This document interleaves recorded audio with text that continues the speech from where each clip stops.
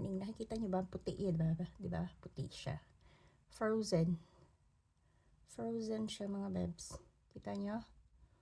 Oh, ayun may nag-walk ng doggy. Ayan, nakita niyo yung puti na yan. Oh, ayan oh, sa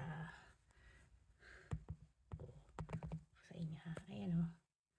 Sa bubong ng kapitbahay. Bubong ng garage nila. Ayan, puti. Diba? Ayan, frozen. Ibig sabihin na lamig.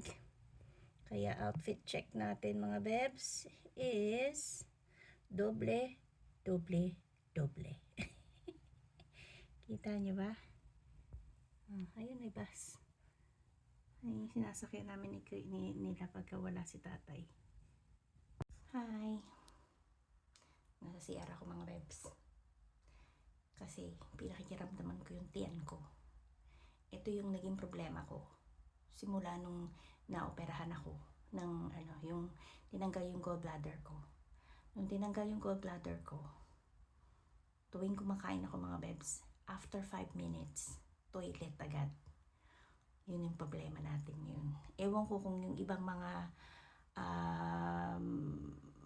naoperahan ng ganyan sa gallbladder, yan ang yan ang problema din. Hindi ko alam. Pero yung mga katrabaho ko, yung dalawang katrabaho ko, yan daw yun din yung problema nila na kakakain lang nila. Tapos lalo pag may sauce yung kinakain or mamantika or ganyan, yan, diretso yan sa toilet mga bebis. Ano yan, 5 minutes lang, ayan. Ako naman, hindi ko alam nyo ba na sa isang araw yata, kung hindi ako magte-take ng yung yung diarrhea pill. Alam nyo, siguro pumupunta ako ng toilet, mga 8 times, 6 to 8 times a day. Diba, hindi normal, nakakainis. Nagte-take over ng ng buhay mo. Kaya ito yung ito yung problema ko. Yan ang problema ko ngayon mga bebs. Sabi ko sa sarili ko, paano ba to? Ayoko yung natatakot ako, nasa trabaho ako tapos may mangyayari, diba? Na wala akong makitang toilet or ganyan. Kaya kailangan kong kausapin yung sa work ko kasi ito yung problema ko ngayon. Ito yung nagiging problema ko. Siya, sige mga bebs. Tatry, pinakikiramdaman ko yung tiyan ko para bago ako pumasok at least nakapag-release. Tingnan nyo, hindi pa rin gawa yung ngipin ko. Ayan, tingnan nyo, frozen. Oh, yung daanan. Kaya kung maglalakad ka, asahan mo, madudulas ka. Frozen siya. Magandang morning. Tingnan nyo, ang foggy. Hatid ko si Ella. Wala si Dada. May work si Dada. So, wala siya dito. Nag-work siya away. So, maglalakad kami today. Ayan. Work lang. Work. Ayan. Ayan nyo. Ang foggy. Ang lamig. Yung kamay ko nanginginig. Ala.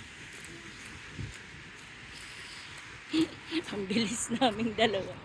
Ha? Rocks in my shoe. Rock in your shoe? Ay nako, George. Okay, hurry. Take it off. May rock daw sa shoe niya. Nakikita niyo yung webs. Ayan o. Ang foggy. Pabalik na ako.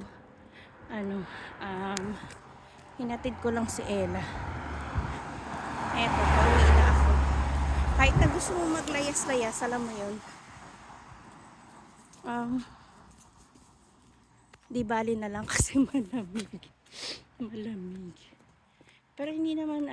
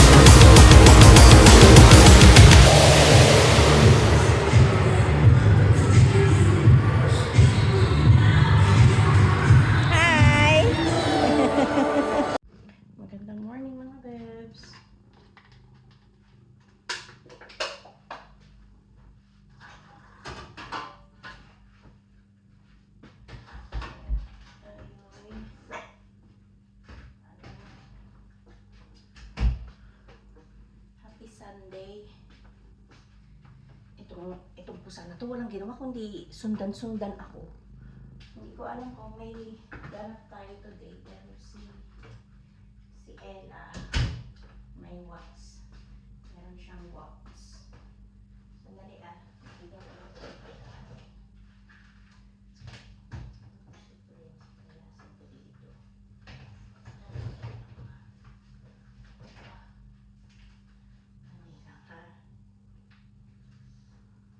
Sandali lang mga bebs. Ayusin ko lang dito. Saglit lang ha. Hi mga bebs. Ayan. Tingnan nyo yung garden natin. Pati mga halaman nilalamig. Tingnan yung nakatiklop. Diba? Nakatiklop sila. Oh, ang galing ano. Nilalamig din sila mga bebs. Ayun yung mga nakatiklop. Nilalamig.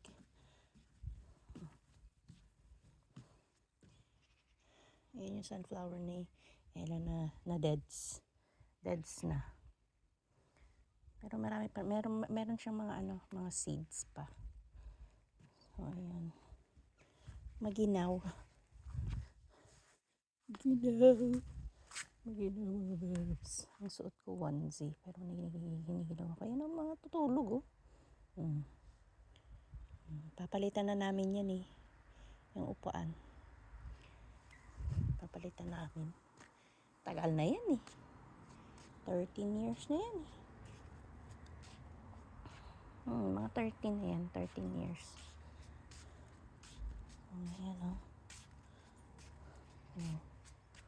Ayan hindi pa mga naitanim kasi kulang pa. Hindi pa alam ni tatay. Ayun, meron din doon, hindi pa rin sampayan. Hindi makapagsampay dito kasi hindi naman yan matutuyo. Malamig ulan, drizzle, ganyan, basa, wet season kumbaga. Ang kapitbahay namin ang kapitbahay namin, boom, kita na. Sana in God's will mga bebs, makabili rin kami ng bahay sa Pinas para pag umuwi ng Pilipinas may bahay kami. Ayan, kailangan na itong i-mow, pero malamig. Bakit ka mag-mow? Hindi ka naman lalabas. So tingnan natin kung ano yung ganap today, kasi si Ella pupunta dun sa bahay ng classmate niya. May bathtub dun. After nung watch dun siya pupunta. So ayun si Oscar Hi. Nag-ano pala agad, visit na yan. Kami, layas kami.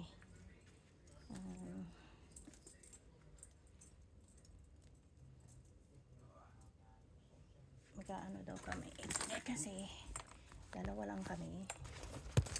Si Ella wala. Si Ella nasa Watts. Ang gloomy yan. Walang araw. Gloomy ang palagid. Ang gloomy, walang ngayon, walang sikat ang araw. Sunday ngayon, dapat magbabike si tatay. Kaya lang napakalamig para magbike, sabi niya. Kaya lumayas na lang kami. Hindi siya sumama dun sa nagbabike. Yan. So punta kami ng Milton Keynes kasi wala si Ella. Nasa Watts niya. Tapos mamaya pa yun uuwi kasi may play date siya mamaya. Kaya layas kami. Yan, nalayas kaming dalawa. Tapos si Kuya Epi nasa work. Nakatunga nga lang kami sa bahay pag hindi kami umalis. Dali Kaputsi. Kaputsi tayo. Ayan kakabasa yung bubble tea. Please, sandali lang bubble chai tea yata yung tawag niya, yung nila. Yan. Yan. siya. Nasa Milton Keynes na tayo mga bebs. Milton Keynes. Yan. Nihintay ko yung bubble tea ko. Yung kinuha ko ano siya, lychee. Bubble tea. Yan. Ang gara ng kulay niya. Ay, ano siya, yung may ano, sparkles. He has sparkles. Huh? He has sparkles. See? Sparkles. Yan mo, may sparkles siya. I found 80. Magkano na ba bubble tea dyan sa atin mga bebs? Sabihin niyo sa akin ha. Kung magkano na ang bubble tea dyan. May sparkles yung bubble tea ko mga bebs. Social. Kumain kami sa Five Guys. Hotdog yung kinuha ko kasi hindi ko masyadong bet yung burger. So, Inumin ko muna yung bubble tea ko ha. Sandali lang ha. At nauuhaw na ako. Si tatay uminom na ako, hindi pa eh.